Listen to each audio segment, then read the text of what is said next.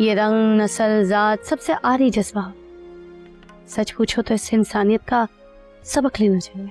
तो फिर आप क्या कहना चाहती हैं? आपकी नज़र में मोहब्बत भी गलत नहीं है, अब्बा जी भी गलत नहीं है।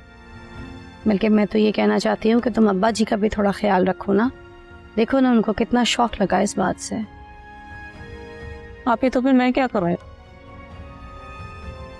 मैं तो दोनों तरफ से मर रही हूँ ना। कहा ना सब्र करो। मुझे किस बात का सब्र करवा रही हूँ? मैंने क्या किया है? तुम्हें पता है ना मैं ज्यादा देर भूखी नहीं रह सकती। सुबह से भूखी हूँ, करा दो नाश्ता, उठो। सर कमाल की बात है, इतना खाने के बाद भी आप मोटी नहीं हो। अब मोटे हो मेरे दुश्मन।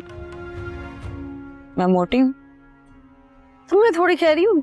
उठो, चलो चलो उठो। ओए वाकई मोटी है। वाकई मोटी हो गई तुम। नहीं करो नाश्ता, बस मुझे बना के दे दो।